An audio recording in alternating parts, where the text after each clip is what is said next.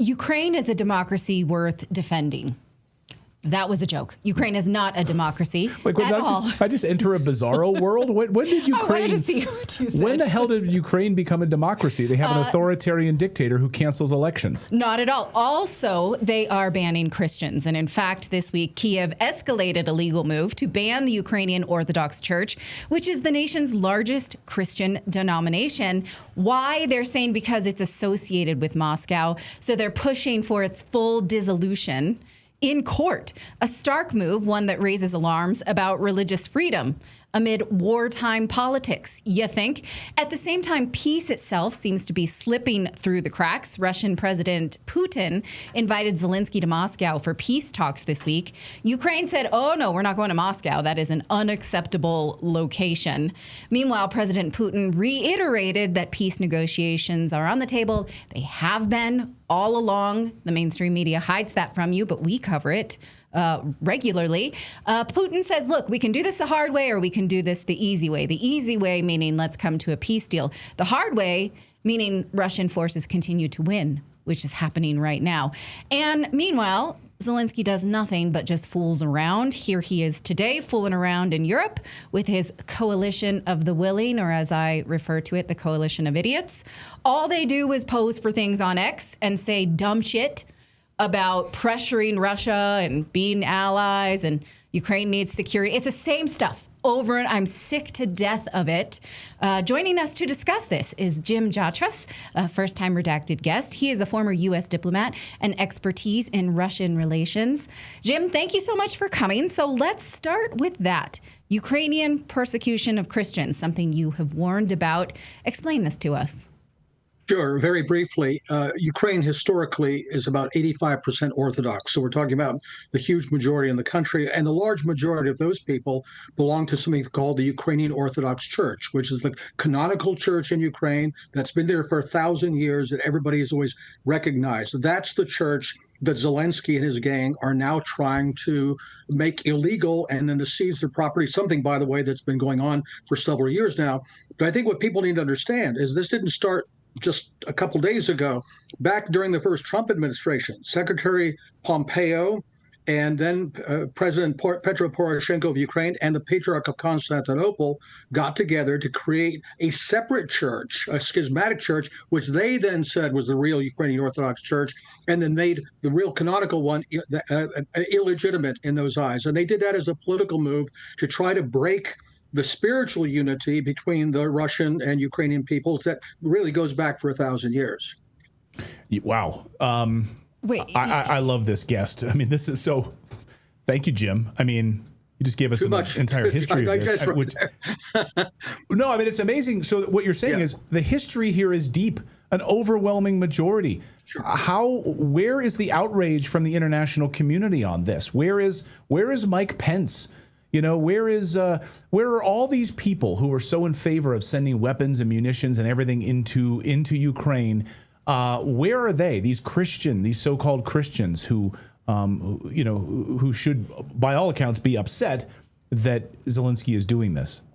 Well, it's like what Natalie was saying at the beginning. They've got it so far up their brain or nostrils that Ukraine is our democratic friend that we must defend, and nothing they do comes back to haunt them. I mean, you're right. Now, Vice President Vance has spoken out on this. Tucker Carlson has spoken out on this, but very, very few people have done that. And what's amazing is even the people who are supposed to be the democracy and human rights and religious freedom watchdogs have been complicit in this.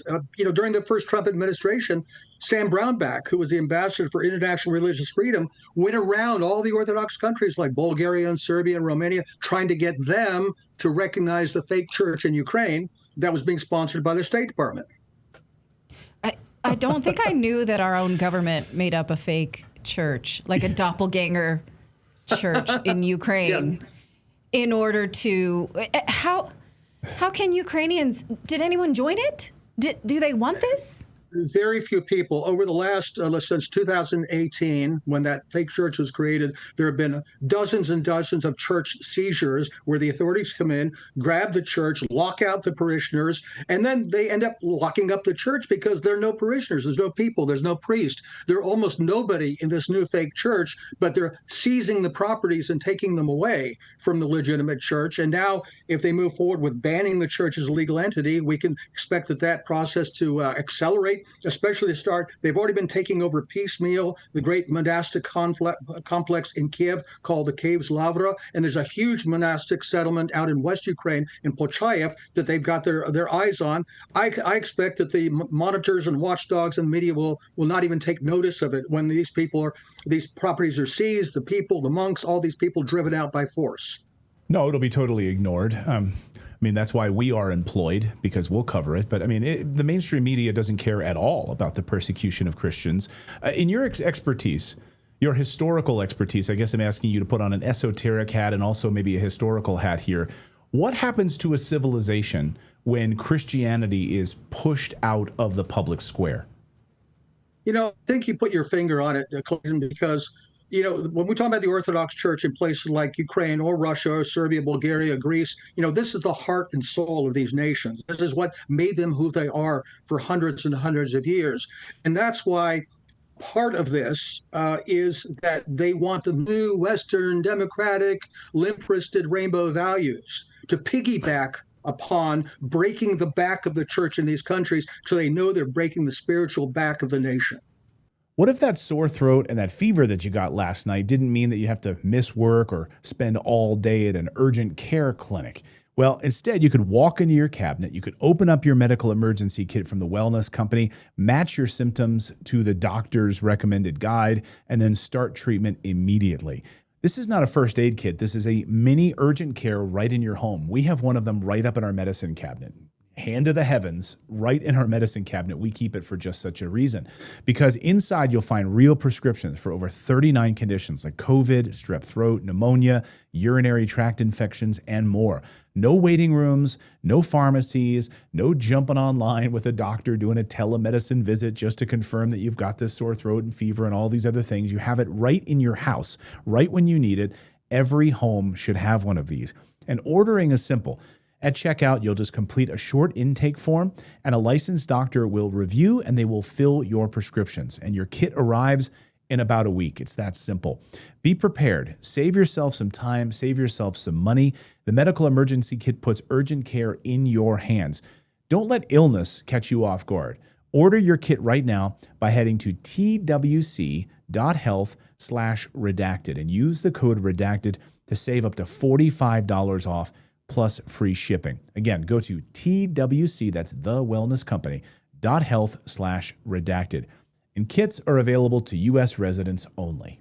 Let's move on to the ruse of peace. You have said repeatedly that the U.S. is not going to achieve peace. So explain that and what you make of these clowns just running. I mean, what do they need to keep meeting for? What the heck are they doing, the coalition of the idiots? And what's this going to lead to? They got to spend our money. That's why they got to keep meeting. Well, the long and the short of it is two things. One is I think there's a lot less distance between Washington and the European coalition of the silly, whatever they are, because I think it's a little bit of a Punch and Judy show going on here, that Pete Hegseth and others in the administration have said that what they really want to do is get the U.S. out of this war, shift the burden onto the Europeans, but prevent a complete defeat for Ukraine.